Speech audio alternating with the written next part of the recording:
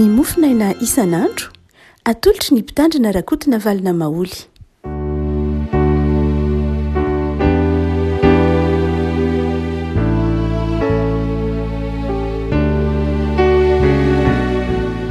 Fanarabantsika rehefa malala tratra ity Alarobia fahatelo ny volana Aprily. Ny volana tao Mofonainantsika dia ny bokin'ny asan'ny apôstôly toko faha-12. Asan'ny apôstôly toko faha-12 andiny voalohany ka hatramin'ny andiny fahafolo. Asan'ny apôstôly toko faha-12 andiny voalohany ka hatramin'ny andiny fahafolo. Vakina amin'ny anaran'i Jesosy. Ary tamin'ny andro izany Herôda mpanjaka nanintsitra ny tanany hampahory ny sasany tamin'ny fiangonana, ary izy namono an'i Jakoba rahalahiny Jaona tamin'ny sabatra. Ary rehefa hitany fa sitraky ny Jiosy izany dia nandroso ny sambotra ny Petera koa izy. Efa mby tamin'ny andro fihinanana ny mofo tsy misy masirasira tamin'izany. Ary rehefa nosamborina izy dia nataony tao an-dranomaizina ka natolony tamin'ny miaramila 12. Hambenany dia nikasa hamoaka azy ho ao amin'ny vahoaka izy rehefa afaka ny Paska. Ary Petera nambenana tao an-dranomaizina ary ny fiangonana nahery nangataka tamin'Andriamanitra ho azy. Ary noho efa hamoaka azy Petera dia natory teo anelanelan'ny miaramila roa lahy Petera tamin'ny alina sady voafatotra tamin'ny gadra roa izy. Ary nisy niambina ny ranomaizina teo am-baravarana, ary indro nisy anjelin'ny tompo tonga teo sady nisy mazava amirapiratra tao an-trano. Ary izy nanohy nantezan'ny Petera dia namoa azy ka nanao hoe nitsangana faingana dia niala tamin'ny tanana ny gadra. Ary olay anjely taminy misikina ary fehezo ny kapanao dia nataony izany. Aleoko izy taminy tafio ny lambanao ka manaraha, dia nivoaka izy ka nanaraka azy. Ary tsy fantany ho marina izay nataony anjely fa nataony ho nahita fahitana ihany izy. Fa rehefa nandalo ny fiambenana voalohany sy faharoa izy dia tonga teo amin'ny vavahady vy izay mahazo ny lalana ho any an-tanàna. Ary nivoa azy io mba alehany, ary noho nivoaka izy dia nandroso tamin'ny lalana iray, ary niaraka tamin'izay dia nandao azy ilay anjely. Ray masino, manamasinana ny fahamarinana ny teninao, ny fahamarinana. Amen. Ity asan'ny apôstôly toko faha-12 ity moa dia mbola ao anatin'ny lohahevitra mpanjin'ny Mofonaina ny hoe manazava ny mpino ny tompo. Raha tokoa tsy mazava amintsika ny lalana hitondran'Andriamanitra. Indray misy lafin-javatra izay tsy fantatsika mihitsy ny dikany. Itsika manankina ny fiainana amin'Andriamanitra. Mazava io iainantsika isan'andro, mametraka ny fiainana am-pelantanan'ny tompo, maraina, mandraparivo ny andro, mivavaka. Indray nefa eny an-tenatena ny fiainana eny misy zavatra izay tsy ampoizina, tsy andrasa na tonga ao azy, ary indray mety fizahan-toetra mamay tahak'izao nahazo ny Petera izao. Saingy amin'ity Mofonaina izay tantarain'ny Lioka ity, asan'ny apôstôly toko faha-12 moa Lioka Iarahana ohatran'ny bokin'ny asan'ny apôstôly, dia asehon'ny Lioka fa tsy tara izany mihitsy ny famonjen'Andriamanitra. Rehefa ao anatin'izay lalana hitondran'Andriamanitra isika ka tsy azontsika azy izany dia izao tsy mba tara Andriamanitra, tsy mba tara. Nikasa hanolotra ny Petera ho an'ny vahoaka, ho vonon'ny vahoaka tahaka ny natao tamin'i Jesosy Petera.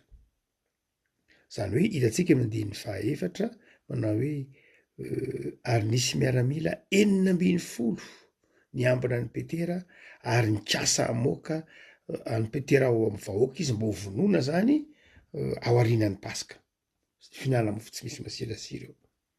Kanefa tamin'iny aliny milohany lay anolorana ny Petera, dia Petera dia napatoriana teo anelanelan'ny miaramila anankiroa.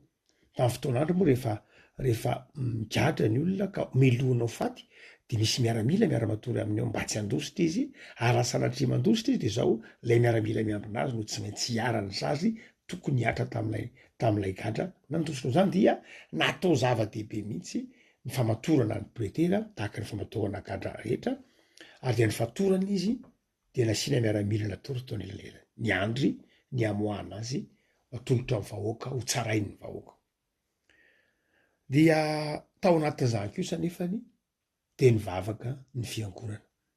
Tsy indrina lioka tsara fa ary ny fiangonana nahery ny vavaka tamin'Andriamanitra ho an'ny Petera. Mahery ny vavaka ny fiangonana. Zay ny voalohany tiany liko takatritsika manao hoe tsy de Petera loatra akory no inona, fa ny vavaka ny fiangonana de nahery ka ny asa Andriamanitra. Rehefa anatin'izay zavatra izay tsy azotsika amin'ny fitondran'Andriamanitra de izao zava-dehibe ny vavaka ny fiangonana. Zava-dehibe no andehanana ny am-piangonana mamonjy ireny fotoam-pivavahana ireny, ka ao anatin'ilay fotoana ivavahan'ny fiangonana, hiroton'ny fiangonana ny mbavaka, ao amin'ilay hoe prière d'intercession, dia raiso hoanao iny vavaka ataon'ny fiangonana iny. Dia ho tsapanao fa manampy anao amin'ny fahatakarana ny sitrapon'Andriamanitra.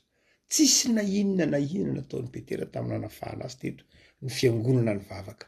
Ho tsika hoe tsy tara izany mihitsy Andriamanitra. Alina ny andro natolo Petera sy ny miaramila. Tonga Andriamanitra tamin'ny alalan'ny anjely. Lioka moa mampiasa anjely matetika mampiasa anjely ny tantaran'ny filazantsaraky ny lioka, tiantsika koa nasan'ny apôstôly. Ny anjely moa fantatsika fa zava-boarin'Andriamanitra any an-danitra. Ao anatin'ilay boky nosoratan'ilay mpanoratra anankiray antsoiny hoe pseudo-Denis dia everina ho nanoratra ny boky tany amin'ny taona 500 tany ho any. Natao hoe pseudo izy satria efa misy Denis Areopagita hitantsika any amin'ny asan'ny apôstôly toka 7:10 lay niova fo tamin'ny toritenin'ny Paoly tany Atenina. Dia izay mahatonga ny hoe natao pseudo-Denis satria noeverina hoe izy noeverina hoe lay Denis Areopagita zay niova fo tamin'ny toritenin'ny Paoly no nanoratra ity asa soratra zay nakana ilay asa soratra teny taonjato fa 5 satany pseudo-Denis ity. Zay iresahany milavabe momba ny anjely. Izy ihany ny tena isany ohatsika hoe la miresaka ihany Saint Augustin, miresaka koa reo teolojiana taloha teoriana Thomas d'Aquin, miresaka ihany koa momba ny anjara toeran'ny anjely. Fa isika protestanta moa tsy de tena miresaka lavabe momba ny anjely satria amintsika ny mpanelanelana de Jesosy rery ihany. Tsy mivavaka amin'ny anjely akory isika, fa izao kosa manaiky fa misy ny anjely. Baiboly miteny hoe misy ny anjely. De fantatsika fa misy ny anjely. Ka amin'ny Denis zany de misy karazana anjely sivy. Misy karazana misy atokony anjely sivy fa izy ireo de manana le fitsika hoe arkange, ny arkange malaza, ny arkanjely malaza, arkanjely Michel na Michael, zay nianiady tamin'ny Satana, tamin'ny Lucifer, ny arkanjely Gabriel mpitondra ny havatr'Andriamanitra, ny arkanjely Raphaël sy ny arkanjely Uriel na Uriel. Dia ito moa tsy zava-dehibe loatra ny hoe inona no ataon'ilay anjely, fa irak'Andriamanitra tahaka ny irak'Andriamanitra rehetra izy, tsy de misy inona loatra tsy akory.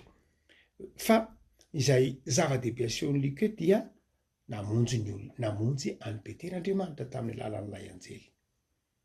Dia ahoana ny fomba namonjen'Andriamanitra azy? Ka tian'Andriamanitra ho tsaroantsika hoe rehefa tsy tara ny famantaran'andron'Andriamanitra, tsy tara ny kalandrian'Andriamanitra, fa mahavonjy amin'ny fotoana fantatr'Andriamanitra tokony aminjeny izy ao anatin'ny vavaka ataon'ny fiangonana, dia reto misy baikina ataon'Andriamanitra mazava tsara tamin'ny alalan'ilay anjely. Petera natory.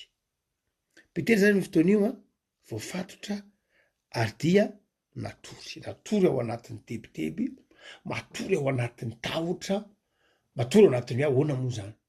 Mety nino ihany Petera tsy nilazain'ny asan'ny apôstôly teo teniny ve Petera ny famonjen'Andriamanitra dia tery tao anerana miaramila anankiroa izy voafatotra, zany hoe raha azo lasaina de zao efa tsy afa-mikofoka tsony Petera.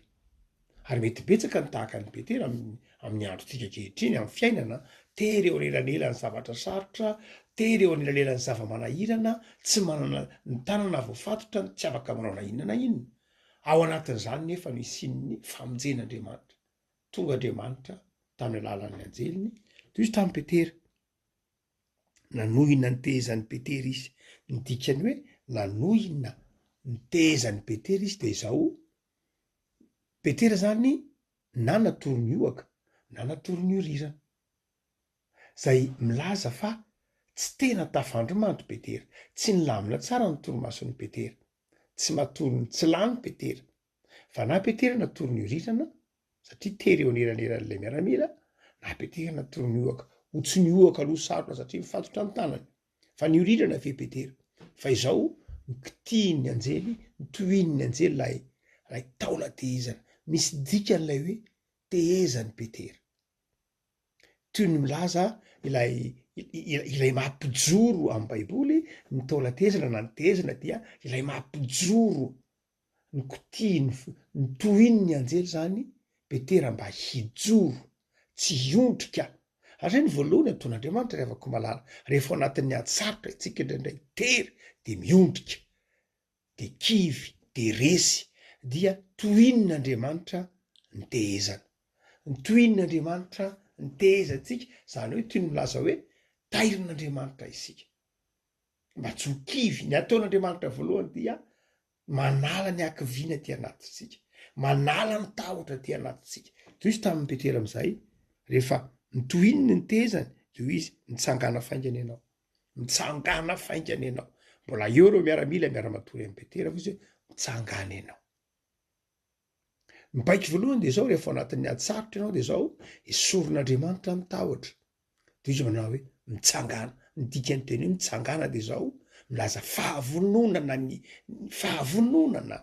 Vonona ve ianao hiala amin'ny zavatra izay sarotra lalovanao io? Vonona ve ianao hiala, hitsangana hiala ao anatin'lay toetsaina miondrika, le toetsaina kivy, le toetsaina resy?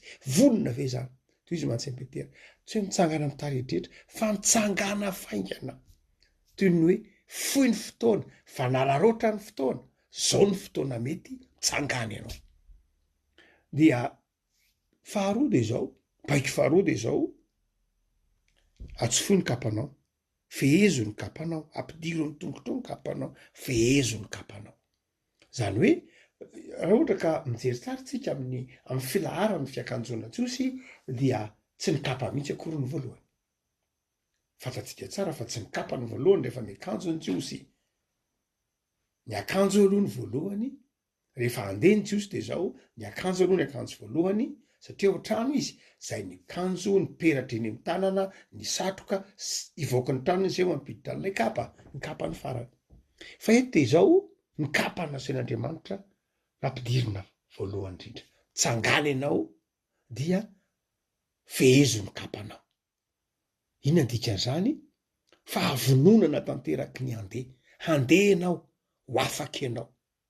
Zany hoe ny tian'Andriamanitra ho takatritsika rehefa ao anatin'ny ady sarotra tsika de zao ny fahavononantsika hiala aloha ao anatin'lay zava-tsarotra. Tsy hoe miakanjo, tsy hoe miakanjo mba hiaingo Petera eto ka anao zavatra miakanjo hiaingo na miakanjo seho amin'ny fiaingona, fa izao hiala amin'ny toerana io, ampidiro ny kapanao, atsofoy ny kapanao, de zao vonona ianao hiala amin'izao toe-javatra lalovanao mafy zao, fahavononana hiala ao anatin'lay zava-tsarotra lalovana. Ny fahatelo de hoy anjely, tafio ny lambanao, tafio ny lambanao. Raha toa ka mamaky tsara ny bokin'ny Eksodosy, ny bokin'ny Eksodosy toko faharoambin'ny folo, mitantara ny fivoahan'ny zanak'Israely ny tany Egipta tamin'ny loza fahafolo. De zao mibaiko n'Andriamanitra, rehefa mihinana ny Pasika nareo de zao mitsanganareo, voafatotra eo ambalahanareo ny sikina, voafatotra ny valahanareo, ary eo atongotrareo ny kapanareo. Dia izay sary zay no asehon'ny lioka, tahaky ny namoahan'Andriamanitra ny zanak'Israely tany Egypta no amoahan'Andriamanitra any Petera eo ambany vahony Herota.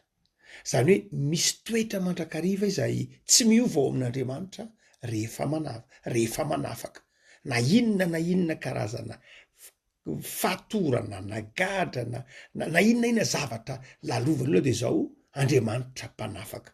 Ary zay fanafan'Andriamanitra de tsy miova mihitsy ny fomba fiasan'Andriamanitra. Tsy miova, manafaka izy ary tsy misy mahajany ao anatrehany. De izay sary zay no averin'ny Lioka eto manao hoe tahaka nanafahana ny zanak'Israely nanafahana ny Petera eto. Saingy zao ozy teo hoe nampamandehan'ny Lioka ny kapa aloha zay vao ny lamba. Ao amin'ny bokin'ny Exodosy ny lamba aloha vao ny kapa.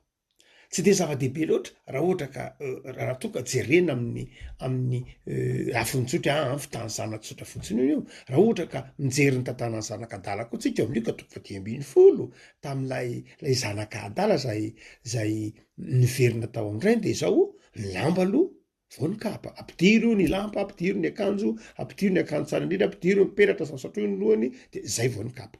Fa eto de zao ny kapa nalefa aloha tsika atao zay milaza fahavononana mihitsy. Fa ny faharoa de zao tafio ny lamba. Tsy milaza fahavononana fotsiny lay lamba eto. Raha miteny izy manao hoe mitsangana ianao vezo ny tongotrao, vonona ianao afaka mitaora de zao tafio am'izay ny lambanao. Dikan'lay hoe tafio ny lambanao de zao andray andraikitra ianao. Afahany ianao mba andray andraikitra. Lay lamba tsy milaza fahavonona ihany fa milaza andraikitra, milaza responsabilité, milaza fanatanterahana. Tsy hoe vonona no afaka ihany fa vonona hanompo. Tsy vonona ho afaka ihany fa vonona anatanteraka zay zavatra andrasan'Andriamanitra. Ary zay tian'Andriamanitra ho takatrao. Raha misy zavatra manery anao tsy fahasalamana, aretina isan-karazany, tsy fananana, olam-pe isan-karazany de zao mivavah. De matokian'Andriamanitra. De mivonona hanompo an'Andriamanitra. Mivonona hiasa. Tsy mivonona fotsy hoe mangataka mba ho afaka am'lay zavatsarotra, fa mangataka hoe mba hanompo an'Andriamanitra. Mangataka mba ho vonona hiova. Zay ny dikany hoe tafio ny lambanao, vonona hiova. Tsy vonona ny ho sitrana, tsy hoe vonona ny ho afaka, fa vonona ny hanompo, vonona ny hiova, vonona ny hanao zavatra ao an'Andriamanitra. Ary rehefa ao anatinao zay afaka mitahotra, vonona ny ho afaka, tapa-kevitra ny ho afaka, tapa-kevitra ny hiala amin'ny fatorana, vonona ny hanompo, de hoe Andriamanitra manaraha tam'ilay anjely, manaraha. Ny sisa de nandeha Petera, ny sisa de an'Andriamanitra. Varavarana vavahady 3 nivakivakian'ny Petera. Tsy nisy novahan'ny Petera ao anan-kely ary. Ny fahavononan'ny Petera sy ny fankatoavan'ny Petera no nampivany varavarana rehetra tamin'ny alalan'ilay anjely de nisokafan'ilay anjely zavatra rehetra. De zao rehefa tafavoaka teny velany izy, hoy ny filazan'ny asan'ny apôstôly azy. Hitantsika amin'ny 20 de izy manao hoe noho nivoaka izy de nandroso tamin'ny lalana iray ary niaraka tamin'izay de nandao azy lay anjely. Rehefa tonga am'le lalana mazava de navelan'Andriamanitra am'izay anderery. Afaka. Tsy nitantan'Andriamanitra tsony. Rehefa tafavoaka lay fonja nandeha tamin'ny lalana iray dia nandao azy niaraka tamin'izay lay anjely. Zay ny fomba fiasan'Andriamanitra. Rehefa ao anatin'ny sarotra ianao eo Andriamanitra. Fa tsy hoe rehefa anatin'ny fiainana mora akory de tsy eo Andriamanitra. Hafa indray ny fomba isehon'ny famonjen'Andriamanitra, hafa indray ny fomba hitantaran'Andriamanitra amin'ny alalan'ny fahazavan-tsaina ao anaty, amin'ny alalan'ny feon'ny fanahy masina ao am-po, amin'ny alalan'ny fitarian'ny fanahy masina, de tsapanao zany. Fa misy fotoana tena fitsofoan'Andriamanitra mivantana amin'ny fomba mahagaga zay tsy azo sainina mihitsy. Tonga eo amin'ny fiainantsika mety manala fanadinana anao de afaka tsy de voatery hoe noho ny fahaizanao fa noho ny fianarana nataonao fa noho ny toe-javatra zay ataon'Andriamanitra. Misy zavatra zay ino moa zany amin'ny finoana ihany no amakiana azy, fa ho an'izay tsy mino moa zany de rehefa ataontsika hoe baikonin'ny sainany olona de tsy eritreretiny mihitsy hoe za nge tafita tamin'ny zavatra otrao satria za nianatra be haiko le izy fa tsy fangainao rery nianatra daholo nge ny olona rehetra fa nisy tsy afaka. fa nisy narary de nisy sitrana nisy tsy sitrana no zany dia ny finoanao no amakino hoe za kosa ohatr' zao no ny fahasoavan'Andriamanitra satria toy ny nisy anjely satria nisy Andriamanitra ny tantana sy nanafaka fa rehefa afaka ianao de zao averan'Andriamanitra aleo tena hitondra ny fiainanao eo ambany fahasoavan'Andriamanitra. Andriamanitra tsy hoe mitaizantsika zatra miankina ka hitady foana hoe hitady famantarana mandrakariva hoe aizandray le anina aizandray le anina aizandray le zava-mahagaga aizandray le tsy zany. Andriamanitra tsy mitaizantsika ho hiankina amina zavatra hita maso hoe hitady famantarana hitady fahagagana hitady zavatra zay vo ino.